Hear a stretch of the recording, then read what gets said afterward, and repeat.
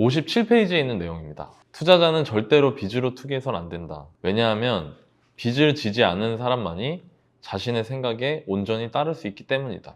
진짜 중요한 말인 것 같아요. 특히 요즘 같은 시기에. 그러니까 제가 요즘에 이제 초보 투자자분들하고 대화를 나눌 기회가 있어서 이야기를 하다 보면은 최근 1, 2년 사이에 이제 부동산 시장에서는 어떤 일이 있었냐면 수도권의 중저가가 많이 올랐어요. 네. 네, 물론 뭐 고가 시장도 최근 들어서 다시 많이 오르긴 했지만 적어도 1년 정도로 범위를 넓혀보면 수도권에서 외곽이라고 평가받던 지역들, 이런 지역들, 그리고 전세가율이 높았던 지역들, 이런 것들이 상당히 많이 올랐거든요. 상승률로 치면은 진짜 어마어마시 올랐어요. 근데 그 전까지만 해도 뭐 서울 주요 지역이나 이런 데가 가격이 오르는데 걔들이 이제 못 올라가니까 사람들이 여기는 안 되나 봐. 막 여기는 막 다 이제 또 거기에 대한 비관적인 부분을 보는 거죠. 그러니까 대표적인 예가 이제 평촌 같은 것들. 평촌이 원래 관악구랑 가격 차이가 되게 많이 벌어졌었거든요. 근데 지금은 굉장히 많이 오르면서 거의 다 따라잡는 수준까지 올라왔어요, 가격이. 또 그리고 지방 같은 경우에도 뭐 부산 같은 데야 뭐 너무 유명했고 사실 엄청나게 많이 올라갔고 부산 외에 다른 광역시 뭐 중소도시 가릴 거 없이 신축 아파트나 이런 것들 위주로 많이 올랐는데 최근에 이제 1년, 2년 정도 투자 공부를 하시고 투자를 하셨던 분들이 저한테 많이 물어보시는 게 뭐냐면 1, 2년 정도 투자하면 이제 돈이 떨어지잖아요. 그러니까 이제 저한테 신용을 써서 투자해도 되냐 물어보는 거예요. 되게 우려되더라고요. 걱정되고. 왜냐면 저는 작년에 금리가 낮아서 굳이 상환하지 않고 있던 대출을 다 갚았거든요. 그것도 다 갚았어요. 그냥. 그러니까 왜냐면 대출을 줄여 나가야 되는 시기가 오고 있다는 느낌이 드는 거예요. 그게 앞에서 얘기한 거랑도 약간 물리는 건데 지금 시장이 버블이라고 판단이 되니까 상당 부분이 모든 지역이 그런 거 아니에요. 당연히 투자는 언제나 할 수 있고 할 수 있는 것들이 있지만 예전에 비해서는 사실 수도권은 지금 8년째 오르잖아요. 그러니까 예전에 비해서는 버블에 가까워지고 있는 시장이고 우리나라의 부동산 시장뿐만 아니라 주식 시장도 상당히 많이 올라서 이제는 막 저는 주식은 잘 모르지만 주식 투자자분들이 얘기하시는 걸 보면은 뭐 버블이네 아니네 뭐 이런 얘기 나오더라고요. 이제 슬슬. 그러니까 이런 시장이 되어가고 있는 상태에서 지금 최근 1, 2년 동안 내가 돈을 집어넣었던 투자자산 가격이 올랐다는 이유만으로 내가 신용대출 같은 거를 일으켜갖고 투자를 하는 게 맞는 건가라는 생각이 들어요. 그러니까 이거는 개념적인 부분이고 실제로 이제 어떤 일이 벌어지냐면 내가 신용대출 받아 투자하면 신용은 담보대출이랑 달라요. 주택담보대출이랑. 뭐가 다르냐면 주택담보대출은 만기가 30년이잖아요. 그럼 그 만기 기간에 대해서 처음에 자서할 때 다 있어요. 30년 동안 어떻게 운영이 된다. 그러니까 변동이 적은 거예요. 그 대출에 대한 변동이. 금리만 변동금리로 했을 때 금리의 변동만 있을 뿐이지 뭐 대출금을 뭐 빨리 갚아라 뭐 해라 이런 건 없는 거예요. 근데 신용대출은 1년에 한 번씩이잖아요. 근데 제가 퇴사하면서 제 신용대출 연장하는데 신용대출 한도가 주는 거예요. 퇴사했으니까. 이전에 회사 다니다가 퇴사를 했잖아요. 그렇죠. 그러니까 제가 원래 한 8,700 정도 마이너스 통장 쓰던 게 있었는데 그게 그 3천만 원 정도로 상환하라고 하더라고요. 그런 일이 언제든지 벌어질 수 있다는 거예요. 근데 재밌는 건 내가 퇴사해야만 벌어지는 게 아니라 어떤 내가 전혀 예측하지 못했던 위기 상황이 오면 은행들은 이제 대손을 줄이기 위해서 대출을 다 빨아들일 거거든요. 근데 그 만기가 1년이라는 거예요. 근데 내가 여기에 투자를 할 때 2년, 4년을 보고 투자를 한다. 근데 여기 들어가는 돈이 5천만 원 투자로 들어가는데 4천이 신용이다. 근데 1년 지났는데 그 사이에 무슨 일이 있었고 은행에서 2천, 3천을 상환해라라고 하면 그럼 이제 되게 힘들어지는 거죠. 그렇죠. 그러니까 이런 일이 실제로 벌어질 수 있는데 지금까지 그런지 않았기 때문에 내가 자꾸 이걸 하고 싶은 거예요. 물론 욕심은 이해가 가요. 근데 이제 그런 부분을 잘 컨트롤하지 않으면 나중에 되게 힘들어질 수 있기 때문에 신용 같은 걸 함부로 써서 투자하시는 거는 좋은 건 아닌 것 같아요. 지금 상황에서. 저 같은 경우도 지금 한 5년 정도 좀 투자를 해오면서 느낀 게 저도 크게 무리하지 않는 범위 내에서 맞아요. 투자를 진행해 왔거든요. 그래서 오히려 되게 발 뻗고 잘 수 있으면, 그러니까 많이 벌진 못했더라도 그렇게 되게 공격적으로 하신 분들에 비해서는 많이 벌진 못했지만 그래도 되게 정말 편안하게 투자 생활을 이어왔었어요. 그리고 지금 제가 오히려 지금 상황이 되게 그 신용 상황이나 그런 재정적인 상황이 가장 건전해요. 지금 상황이. 네, 왜냐면 일단 한도는 다 늘려놨지만 그거를 잘 안 쓰고 있거든요. 그치. 왜냐면 어떠한 상황이 벌어질지 모르고 또 기존에 투자했던 물건들 그리고 이제 워낙에 이제 규제들이 많이 이제 나타나니까 언제 어떻게 돌발 상황이 나올지 몰라서 그거에 대해서 좀 대비책으로 좀 투자금도 그렇게 많이 쓰지 않고 그 자금을 좀 모으고 있어요. 요새는 좀 모으고 있어서 대비를 하려고. 근데 그거는 오히려 저는 앞으로도 그렇게 지금 저는 진행을 할 것 같고 그게 오히려 제가 이 투자 시장에서 좀 오랫동안 살아남으면서 그러면서 그 안에서 좀 성과를 가져갈 수 있는 저의 방법이지 않을까라는 생각이 들어서 저도 이게 이 부분이 되게 좀 공감이 갔고 근데 이 부분들을 되게 많이 말씀을 하시잖아요. 대중과 반대로 가라 그리고 비투하지 말아라 많이 말씀하시는데도 불구하고 대부분의 사람들은 그냥 하잖아요. 그거를 하지 말라고 해도 근데 왜 우리는 그걸 하지 말라고 하는데 계속 할까? 왜냐면 그렇게 해서 돈을 버는 분들이 많이 있으니까 나도 그렇게 할 수 있지 않을까라는 그런 기대 심리 그런 게 있어서 이게 좀 실제적으로 행동으로 옮기기에는 좀 쉽지는 않은 것 같아요. 그런 건 있는 것 같아요. 아까 말씀 코크님 얘기한 B2 같은 거를 보면은 B2가 전 나쁘다 생각하지 않아요, 개인적으로. 예, 나쁘다 생각하지 않은데 이 B2는 양날의 검인 거거든요. 예, 근데 B2가 문제가 되는 건 뭐냐면 내가 이제 가치 있는 자산을 갖고 있는데 얘가 이제 만약에 이게 B2인 상황에서 만약에 뭐 하락장을 겪는다라고 한 상황에서 빚이 없는 사람은 하락장에 왔어도 상관없어요. 내 실거주고 하기 때문에 상관없는데 빚이 있는 사람은 빚을 갚아야 되는 상황이 되거든요. 그럼 어쩔 수 없이 내 자산을 팔아야 돼요. 이게 좋은 거라 하더라도.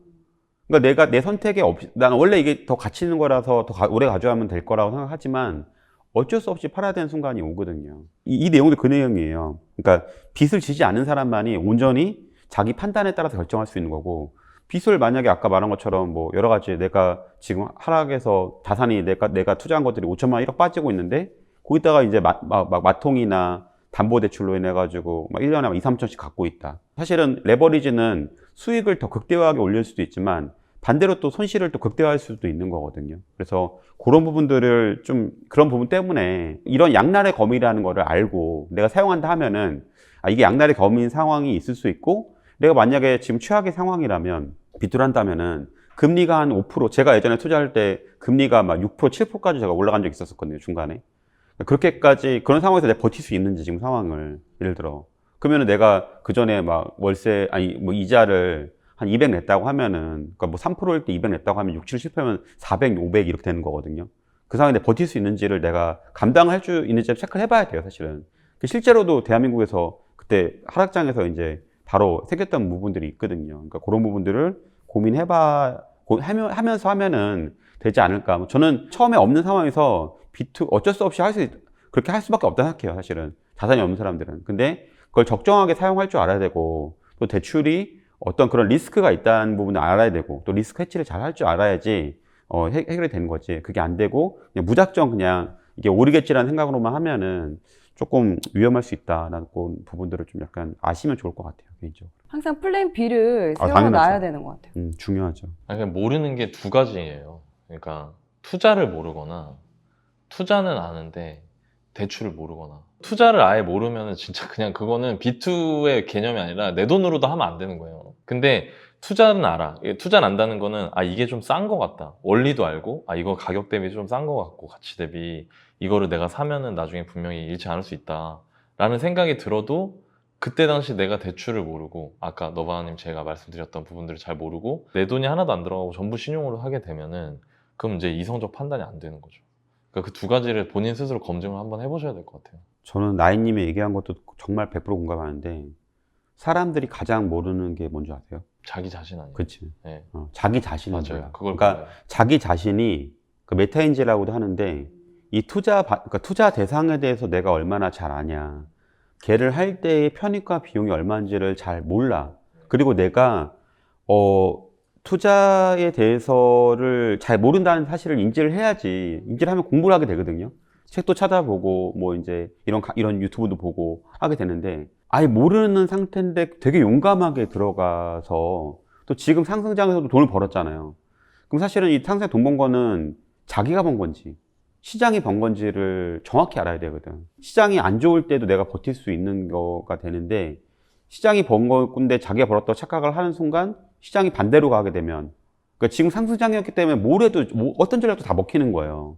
근데 하락장이 시작하게 되면은 자기가 했던 전략이 되게 달라질 거거든. 룰이 바뀌는 거거든. 완전 체인지 바뀌는 거거든. 일단은 조금 자기 자신이 냉정히 봤을 때 그 돈이 나한테 얼마나 충분하게 자격이 있는지를 잘 바라보는 게 난 되게 중요한 것 같아요. 네, 다음 구절 말씀해 주시겠어요?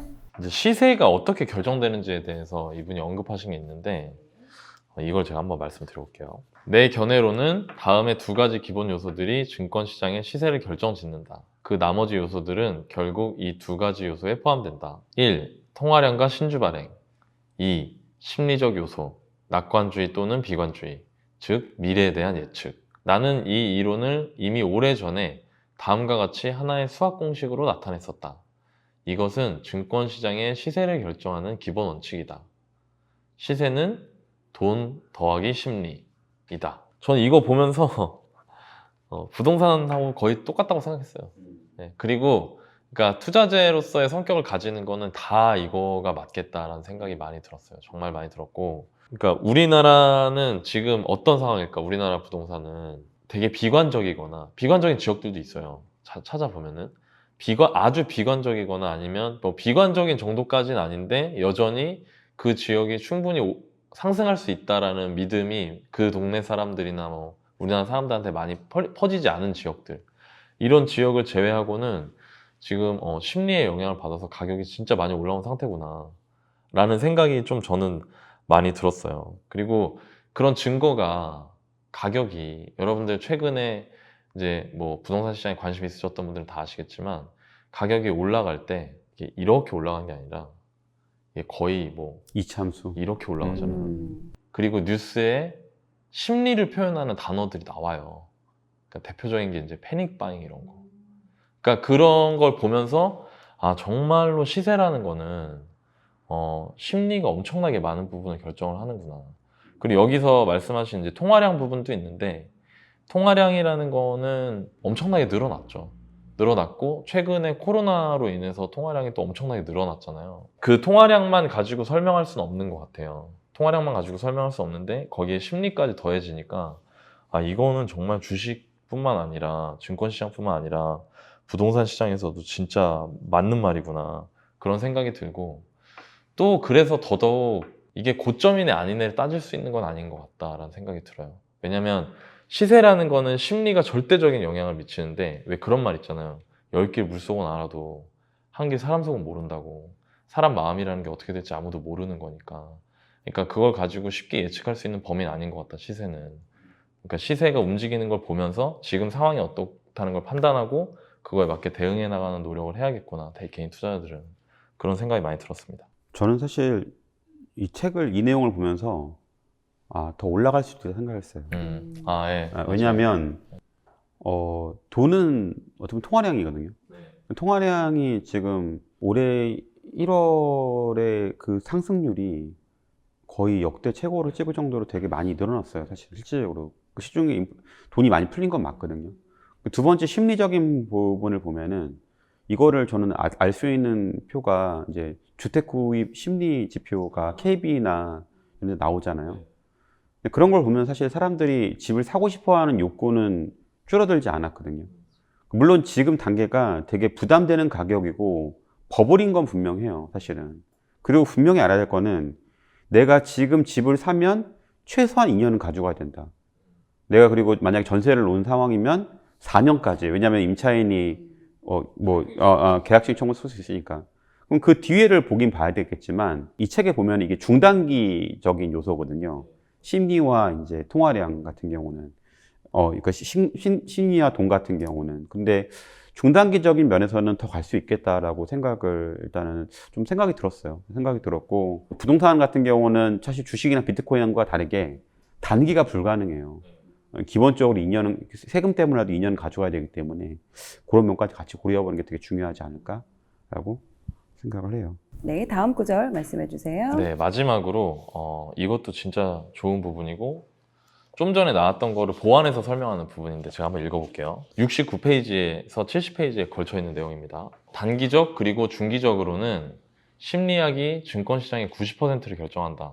그러나 장기적으로는 근본적 이유들이 보다 큰 역할을 한다. 단기적으로 볼 때 경제 상황은 증권 시세에 어떠한 영향도 주지 못한다. 주식 매수자가 매도자보다 더 강한 물질적 또는 심리적 압박 상태에 있을 때만 시세는 상승한다. 그리고 증시 주변에서 일어나는 사건들이 증시에 영향을 주는 게 아니라 사건에 대한 투자자들의 반응이 증시에 영향을 준다. 심리적으로 증권시장의 중기적 추세에 대한 결정적 요소는 금리이다. 그러나 증권시장에 대한 이러한 금리 효과는 일정한 시간이 지난 뒤에야 비로소 느낄 수 있게 된다. 즉 중기적으로 영향을 미치는 것이다. 장기적 추세를 놓고 볼 때 심리학은 이제 더 이상 그렇게까지 근본적인 요소가 되지는 못한다. IBM, 지멘스, 벤츠 등은 만약 그들이 성공할 수 있었던 기본적인 요인들이 없었다면 결코 지금처럼 주가가 올라가지 못했을 것이다. 이들 기업들의 주가를 그렇게 높인 것은 결코 심리학이 아니다. 좀 전에 너반이 말씀하셨던 것처럼 시세, 여기서 이 책에서 시세는 돈과 돈 더하기 심리다라고 말한 건 말 그대로 시세 자체예요. 그러니까 시세라는 거는 지금 보이는 가격을 말하는 거거든요. 그러니까 지금의 가격, 그 단기적인 가격은 돈의 양하고 심리가 결합을 해서 그 결과로서 나타나는데 장기적으로는 걔가 가지고 있는 본질의 가치를 따라간다는 거죠. 여기서 예로 나오는 지멘스나 다 독일 회사인데 이분이 독일에서 오랫동안 활동하셔가지고 지멘스나 벤츠 같은 회사들이 그냥 단순히 사람들이 지금 지멘스나 벤츠의 주가가 오를 것 같아 라고 생각해서 샀다는 것만으로 그렇게 오랜 기간 장기간 주가가 올라갈 수 있었던 건 아니고 그거는 그렇게 단기적으로는 심리에 의해서 형성이 되지만 장기적으로 벤츠나 지멘스가 영업이익을 꾸준히 내고 업계에서 혁신을 하면서 1등 회사, 2등 회사를 할 수 있는 그런 역량을 갖췄기 때문이라는 거거든요. 그러니까 이것도 부동산도 사실 똑같아요. 너무 똑같아요. 그러니까 장기적으로 그 내가 하려고 하는 그 부동산의 값어치가 어떻게 될 것인가를 봐야 된다는 거죠. 예. 이게 대표적으로 저는 사람들한테 나타나는 게 호재를 볼 때 나타나는 부분인 것 같아요. 부동산 호재는 그러니까 필연적으로 오래 걸리게 돼 있어요. 왜냐면 뭘 져야 되니까 일단 아니면 뭘 뚫거나 맞아요. 뭘 짓거나 해야 되니까. 근데 그게 이제 여기에 이게 된다라고 하고 너반이 말씀하신 것처럼 스토리텔링이 생기기 시작하면 사람들이 그 내용에 집중을 하면서 마음이 먼저 가는 거예요. 제가 생각하기엔 빛보다 빠른 건 사람의 마음이에요. 예. 그러니까 먼저 여기에 이게 뚫린데 이게 뚫리면 강남까지 20분이래 라고 하면 사람들은 아직 굴착기로 땅에 구멍 하나 안 냈는데 벌써 거기서 지하철을 타는 거예요, 마음이. 그렇게 되면서 이제 시세가 심리를 받아서 현재의 시세가 형성이 되는 거죠. 근데 장기적으로 봤을 때는 그 지하철이 뚫리지 않는다, 예를 들어서. 그러면은 되게 이제 힘들어지는 거죠. 왜냐면 그 올라간 시세를 받쳐줄 만큼의 펀더멘털이 형성이 안 되는 거니까. 그러니까 이런 부분들을 잘 보시고 의사결정을 하시면 좋을 것 같고, 부동산 같은 경우에는 진짜 기본적 입지를 잘 보셔야 된다. 수도권은. 특히 수도권은 저라면 이럴 것 같아요. 그러니까 이런 질문들이 많거든요, 요즘에. 얘는 지금 역세권이에요. 그러니까 얘는 나중에 역세권이 될 애예요. 근데 예를 들어 가격이 막 엇비슷하단 말이에요. 그럼 저는 지금 역세권을 선택할 것 같아요. 물론 이게 더 잘 될 수도 있지만 이거는 이미 그 가격이 많이 반영된 상태이기 때문에 지금 수도권은. 그래서 이런 부분들을 잘 고려하셔서 장기적으로 펀더멘털을 보려는 노력을 좀 하시면 도움이 될 것 같다는 생각이 들어요. 그러니까 지금 나이님이 얘기한 게 사실 어떻게 보면은 그 GTX와 SRT랑 똑같은 거예요. 왜냐하면 GTX는 이제 물론 GTX가 SRT는 연결된 게 수소고 GTX는 삼성이지만 물론 그 가치는 다르긴 다르지만 이미 사실 SRT로서 뭐 이렇게 그 정도 시간이 오가는 천안 같은 경우도 사실 그렇게 오래 걸리지 않거든요. 그럼 현재 가치를 적정 가치 어떻게 보냐라고 하면은 사실 그렇게 볼 수 있는 거거든요. 사실 SRT의 적정 가치나 아니면 GTX의 적정 가치를 봤을 때 서울과의 그런 시간 거리들이나 이렇게 봤을 때는 천안이나 동탄 이런 걸 잘 보면은 광명 이런 걸 보면 사실 내가 대충 볼 수 있는 거거든요. 그러니까 그런 것들을 볼 수 있는 의미가 있을 것 같고, 여기에 가장 저는 핵심적인 내용이 좀 생각이 든 게, 그러니까 시세는 중단기는 돈 플러스 심리라는 거고, 정말 긴 장기적으로 봤을 때는 가치라는 거죠. 그러니까 아까 말한 지멘스나 벤츠나 IBM이 다른 데보다 이렇게 더 많이 오를 수 있고 또 생존할 수 있었던 거는 보면은 되게 재밌는 게 10년마다 전 세계 10등 기업을 이제 조사하는 걸 봤는데 10등 기업 중에 남아있는 경우가 거의 없더라고요. 불과 20, 30년 전에 10등 기업이 남아있는 게 MS 하나 정도? 그러니까 나머지는 거의 없더라고요. 사실은 다 바뀌었더라고요. 전부 바뀌었더라고요. 그래서 이게 이런 부분들을 봤을 때 결과적으로 기업의 가치에 따라 가지고 아니면 우리가 투자한 투자자의 대상의 이제 본질 가치에 따라 가지고 이제 조금 결정되는 거다라고 말씀을 드리고 싶고, 내가 지금 투자하는 것의 가치가 어떤지를 좀 많이 보는 게 되게 중요할 것 같아요. 특히 이제 요새 신축을 많이 하는데 신축이 요새 되게 사람들이 좋아하거든요. 선호하고. 그리고 되게 잘 돼 있어요. 그것도 저는 인정해요. 다만 신축이라는 거는 10년이 지나는 순간 신축 그 새 아파트라는 가치는 밀려나게 돼 있거든요. 구축이 돼요. 그럼 또 다른 신축이 들어오면서 사실은 걔의 장점은 사라져 버리게 되거든요. 오래 시간이 지날수록. 그러면은 내가 결국 그 산 아파트의 가치는 땅의 가치밖에 안 남는데, 그럼 내가 지금 샀을 때의 그런 면들을 보면서 내가 사실은 좀 들어가야 되고, 사지 말라는 얘기가 아니에요. 들어간다 하더라도 얘 땅의 가치는 어떤지, 만약 신축만의 가치만 본다 치면은 적정하게 사고 매도치고 나와야 되겠구나, 이런 고민도 해야 된다는 거죠. 내가 투자하려고 하는 거의 가치가 뭔지 이런 부분들을 좀 약간 잘 보고 들어가는 게 되게 중요하지 않나? 라고 생각이 좀 들더라고요. 저도 이게 이 부분을 저도 제가 투자했던 그 지역이랑 같이 연관지어서 생각을 해봤는데, 초반에는 호재가 있으면서 그런 그 상승에 대한 기대 심리가 있다 보니까 되게 급등을 했었어요. 그러다가 너무 급등을 하니까 이제 또 규제가 들어온 거죠. 규제로 이제 지정을 하니 또 금방 그만큼 또 심리가 이제 꺾여서, 특히 다 지방이다 보니까 그런 심리가 더욱 더 빠르게 진행이 되더라고요. 심리가 꺾이고 나니까 되게 조정을 받고 있었고, 저 또한 투자를 들어가긴 했지만 저는 그래도 그 호재를 알고 들어갔던 건 아니었고, 제가 들어가고 나니까 호재를 발표를 하더라고요. 그래서 근데 그냥 그 가치 대비 가격이 너무 싸다라는 그런 생각이 들어서 이제 들어갔었는데, 마침 호재가 터지면서 이렇게 여러 가지 진행이 있었는데, 조정 지역을 묶이면서 이제 또 그런 심리들이 많이 꺾이고, 하지만 그래도 만약에 제가 그런 걸 모르고 호재만 보고 들어갔다면 흔들렸겠죠. 아, 뭐야, 이거 될 줄 알았는데 이렇게 또 묶여서 이거 안 되는 거 아니야? 내가 생각했던 대로 안 흘러가는 거 아니야? 했을 텐데, 그게 아니라 그냥 그 가치를 보고 들어갔기 때문에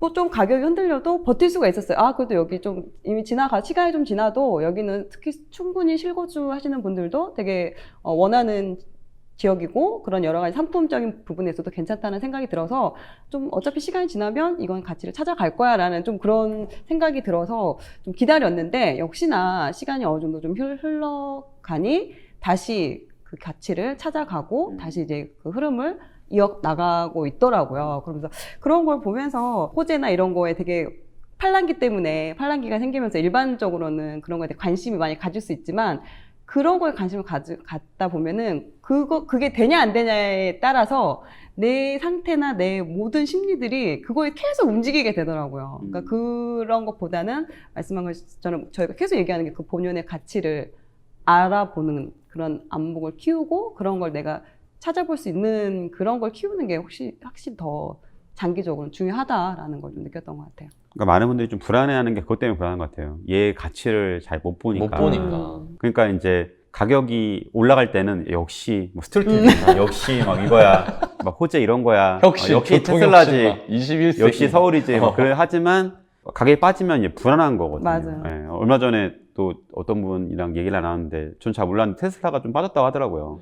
자기가 너무 불안하다는 거예요. 지금 올랐을 때는 막 좋은 면만 보였다가 이제 빠지니까 또 그런 기사들이 나오거든요. 테슬라가 왜 비싼지 떨어지는지가 나오거든요. 그러면 내가 마음이 흔들리는 건데, 중요한 거는 다른 사람의 어떤 판단이나 평가가 아니라 나 스스로 기업이나 아니면 부동산을 봤을 때 이런 적정 평가를 내리는 것들을 좀 약간 훈련하는 게 되게 중요하지 않을까 생각이 들더라고요. 훈련이 필요한 것 같아요, 확실히. 제가 호재 보고 투자했다 그 호재 없어진 적도 있어요. 노나이님. 물론 뭐 호재만 보고 한 건 아니고 다른 이제 너바나님한테 제가 투자 배워서 그 기준에 맞는지를 체크를 하고 투자한 거긴 한데, 근데도 너무 마음이 흔들려. 그게 사라지니까. 그게 취소됐거든요. 아예 취소가 됐어요? 취소됐어요. 그러니까 그러니까 되게 흔들려요. 제가 그거 투자한 지 5년 넘었는데 4년 동안 가격이 제가 산 가격보다 쌌어요. 근데 그 상태에서 내가 여기 플러스 알파라고 생각했던 그 호재도 취소가 되니까 별로 솔직히 힘들죠. 별로 안 좋죠. 그러니까 그런 부분들이 있을 수 있다는 거. 그러니까 물론 저는 호재를 무시하는 건 아니에요, 절대. 당연히 그거는 투자에서 또 다른 툴이 될 수 있긴 하지만 이제 본질적 가치가 우선이라는 거죠. 그러니까 그거를 항상 염두에 두시고, 예, 사람 마음이 빛보다 빠르다는 걸 염두에 두시고, 본질적 가치와 가격을 보고 적정성을 판단하는 연습을 많이 해보시면 어떨까라는 생각이 듭니다. 좀 준비하는 과정을 좀 가져야 되는 것 같아요. 그거를 쌓을 수 그거는 있는. 안 해보면은 어려운 거죠. 예, 예. 얘기 많이 듣고 또 본인이 고민해보시고 실제로 용기 내서 투자도 해보시고 하셔야지 배울 수 있으니까. 그래야 또 더 확 와닿아요. 확 와닿지. 이론적으로 책에서 이야기하고 누가 그런 걸 겪은 걸 이야기할 때는 그래 그렇지 속으로 뭐 저런 걸 실수해 막 이러고 아 부끄러워. 뭐야 취소됐어. 자기는 안 그럴 줄 알고. 맞아요. 맞아요. 진짜 어떻게 저걸 모를 수가 있어 이렇게 네. 생각을 하는데 그걸 막상 투자를 하게 되면은 그게 컨트롤이 잘 안 돼서 자기도 모르게 그렇게 실수를 하는 경우가 있거든요. 그러면 이제 나중에 누가 얘기하면 아무 말 못하고 그냥 이렇게 되게 씁쓸하게 있는 거죠. 저는 안타까운 게 되게 저한테 투자를 물어보는 대부분이 이제 그냥 정보에 따라서 투자를 해요. 또 지인이 추천을 해줘요. 그럼 그걸 사거든요. 근데 지나고 나면 근데 사실 그 가격 오르면 자기 탓할게요. 제가 볼 때는 안 그럴 수도 있거든요. 예, 지금 분위기상 올라갈 수도 있거든요. 결과적으로 가치적인 판단에서는 애매할 수도 있는데 근데 이제 그냥 사면 내가 뭐 그래서 막 영웅담도 얘기해요. 내가 왜 사게 됐는지 막 이거를 스토리텔링 하는 거죠. 스토리텔링 잘 하는 거죠. 됐으니까. 그러니까 이거가 뭐 어디에 뭐 나온 거고 막 이런 얘기 해요. 근데 내가 볼 때는 사실은 그냥 운이 좋았던 거고 결과적으로 이제 본인이 이제 매도하거나 여러 가지를 장기적 보면은 좀 애매할 수가 있는데 그냥 뭐 돈을 벌면 오케이고 아니면 말고 이런 식으로 하는 분이 너무 많아서 좀 저는 마음적으로 걱정이 좀 많이 돼요, 솔직히.